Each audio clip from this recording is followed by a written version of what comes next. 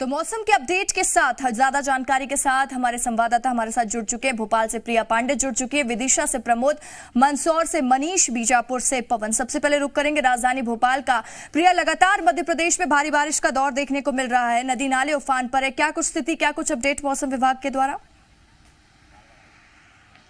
बिल्कुल, देखिए 15 तारीख यानी 15 अगस्त को जो लगातार सुबह से लेकर रात तक बारिश का दौर जारी रहा, उसने कहीं ना कहीं प्रदेश भर के अलग अलग हिस्सों में जल भराव की स्थिति बना दी है।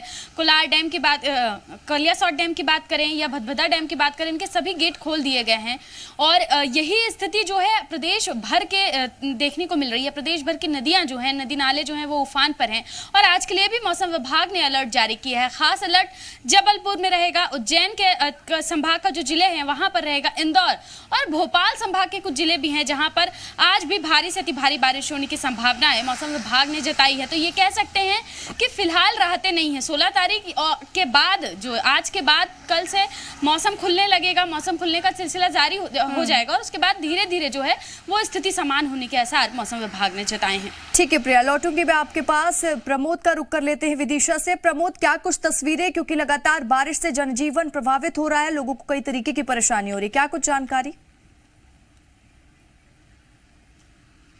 देखिए, बारिश सब बवंडर बनने लगी है। भोपाल के ग्रामीण एरिया में इस वक्त मैं मौजूद हूं और ये तस्वीर देखिए, मैं इसलिए ही बारिश को बवंडर कह रहा हूं। ये देखिए, चौतरफा देखिए, पानी ही पानी नजर आ रहा है, लोगों के घरों तक, गांवों तक पानी पहुंच गया। उस तरफ देखिए तो गांव टापू बन गए हैं और लोग अपने घरों में कैद हो गए हैं। इस तरफ तस्वीर आप देखिए, जो गांववासी हैं वो घरों की छतों पर नजर आ रहे हैं क्योंकि निकल नहीं पा रहे हैं। चौतरफा पानी भरा है, जिसके घर के बाहर जो सामान रखा था वो पानी की वजह से बह गया है और घरों तक पानी पहुंचा है। लगातार बारिश हो रही है। ऐसे ही कई, विदिशा हो, भोपाल हो, प्रदेश के कई जिलों के गांव टापू में तब्दील हो गए क्योंकि बारिश देखिए मध्य प्रदेश में घनघोर रूप लिए हुए है। और देखिए ये तस्वीर देखिए, घरों के बीच में से जो कच्चे मकान हैं वो धराशायी होते नजर आ रहे हैं। वो देखिए दीवार टूट कर गिर गई है और गलियों में देखिए तो नदी जैसी धारा बहती नजर आ रही है। लोग छतों पर कैद हैं क्योंकि घर से बाहर निकल नहीं पा रहे हैं। भयानक बारिश हो रही है, घरों तक पानी पहुंच गया है और गाँव के कई हिस्से ऐसे हैं जो टापू में तब्दील हो गए। देखिए ये तो छोटे नदी नालों की तस्वीर है। मध्य प्रदेश की जो बड़ी नदियां हैं वो उफान पर हैं और उफान पर इस कदर है कि उन्होंने तांडव मचा रखा है। विदिशा हो और इसके अलावा देखिए नर्मदापुरम, सीहोर, इसके अलावा नरसिंहपुर जैसे क्षेत्र हैं जहां पर सरकार ने अलर्ट जारी किया है। मुख्यमंत्री ने मुख्य सचिव से बातचीत की है।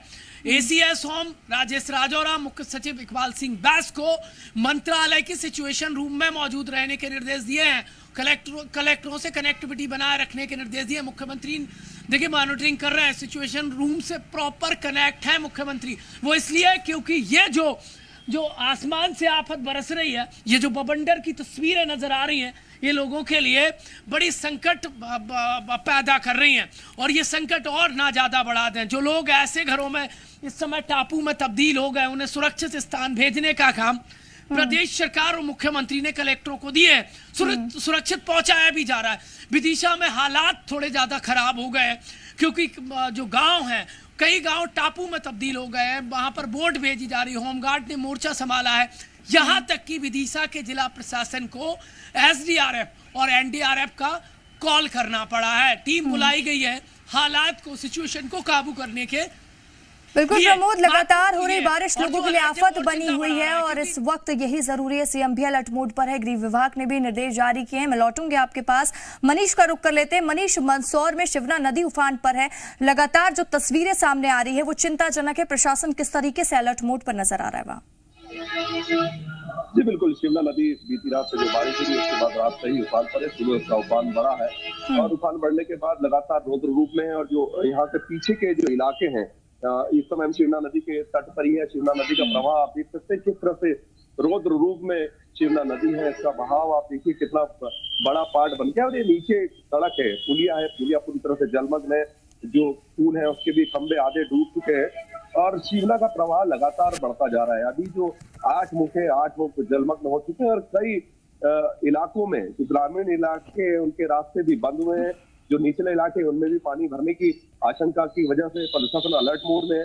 और इस समय हम शिवना किनारे हैं, यहाँ भी पास में बस्ती है पास की बस्ती के लोग भी बिल्कुल अलर्ट हैं। वो भी इस डर से लगातार, उनकी आशंका उनके मन में है कि 2019 में जिस तरह से जल प्रवाह हुआ था, जल भराव हुआ था और उसमें जिस तरह का संकट आया था, इस तरह का संकट दोबारा पैदा ना हो, इसलिए लगातार वो लोग भी अलर्ट मोड पर है और प्रयास कर रहे हैं कि प्रशासन की टीम भी लगातार लोगों को अलर्ट कर रही है कि जो नदी नाले हैं उनके किनारों पे ना जाए, पानी भरे हुए पुल है उनको पार न करें और पूरी तरह से वो जो प्रशासन ने गाइडलाइन दी है उसका पालन करें।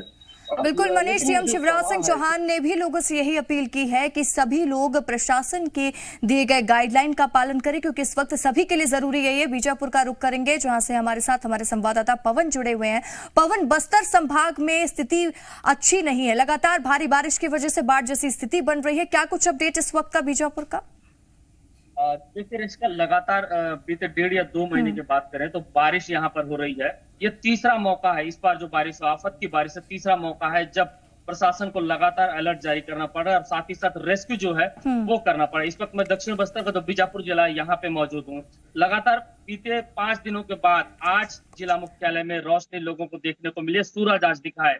तो आप समझिए कि किस तरीके की हालत है, किस तरह की यहाँ बारिश हो रही है। लगातार जो नेशनल हाईवे है 163 या 63 यहाँ पे पानी भर गया। 6 से 7 दिन हो गया। तेलंगाना और महाराष्ट्र का जो संपर्क है वो टूट चुका है। सीआरपीएफ कैंप जो बनाए गए हैं, ये जो निचले इलाके हैं, गांव के इलाके हैं, वहां पे पानी आ गया है। कल हमने देखा एक युवक जो है वो मछली पकड़ने गया था। लगातार अलर्ट जो है प्रशासन जारी कर रहा है कि नदियों के पास ना जाए, बावजूद इसके लोग लापरवाही कर जाते हैं। तो वो युवक पानी में बह गया था, उसको रेस्क्यू किया जा रहा है। अभी तक उनका जो शव है वो नहीं मिला है। साथ ही साथ नेशनल हाईवे में पानी आ गया है, जहां एक ट्रक फंस गया था, सीमेंट से भरी ट्रक जो है वो पानी में फंस गई थी। किसी तरीके से ड्राइवर को रेस्क्यू करके वहां से निकाला गया था। साथ ही साथ देर रात इंद्रावती का जो जलस्तर है वो लगातार बढ़ रहा है। 17 मीटर इसका खतरे का निशान और 15-15.5 मीटर के आसपास वो बह रही है। तो आसपास के कई इलाके, कांदला, कोंडामासम, तीमेट, चंदनगिरी, ऐसे कई इलाके हैं जहां से लोगों को हटाया जा रहा है या फिर रेस्क्यू किया जा रहा है। प्रशासन की टीम लगातार लगी है। कल ही